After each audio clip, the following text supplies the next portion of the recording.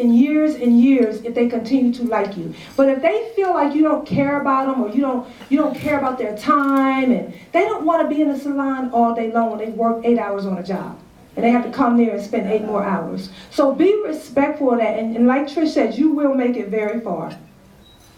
Because the beauty industry is a very broad industry, and they call us, like I said, it used to be the beautician, but now many of us, talk about being a cosmetological entrepreneur.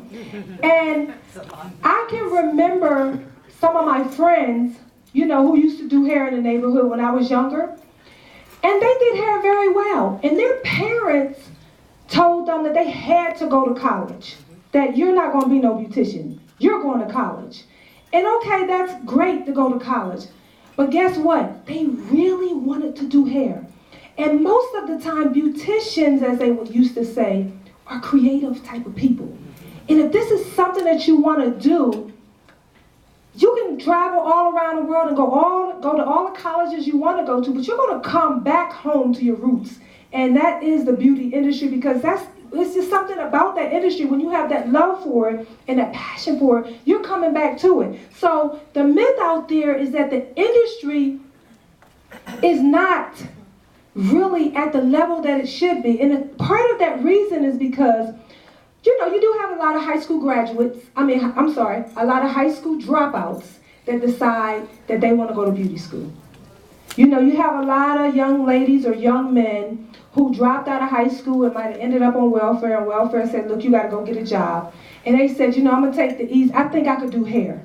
Because not everybody, but some people feel like, because they can twist hair at home, or they know how to braid Tina's hair on the porch, that they can be a good hairstylist. And many of them can, but the myth out there is that this industry is not what it should be, and it's not a good industry to go on, but it's changing. And you see the schools now are not just $5,000 to go to school anymore. You have chain schools out there that are charging $20,000 to go to school.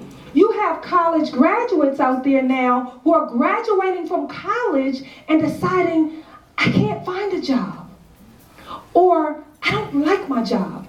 I want to be an entrepreneur. I've always loved doing hair, or I don't even have to do hair. I want to own me a beauty salon. So this thing is bigger now than what it used to be. People are seeing the bigger picture of the cosmetology industry. And according to the U.S. Census Bureau, $19 billion a year is made in this industry. Out of that $19 billion, 81,600 establishments are chain salons. So that means if they're chain salons, where is this money coming from in our communities? Where is it going in our communities? Who's really making this money? Do you think we're making the money on the corners? These hole-in-the-wall shops? Do you believe that? No. Can I get an answer? No. Then who's making this money? The numbers is up here.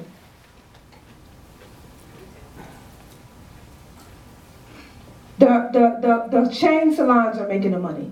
So I'm going to get into that a little bit deeper. But the cosmetology career is not just about standing behind the chair doing hair. It goes much broader than that. Can you share with me some of the positions or some of the ways you can become a cosmetologist? Is it just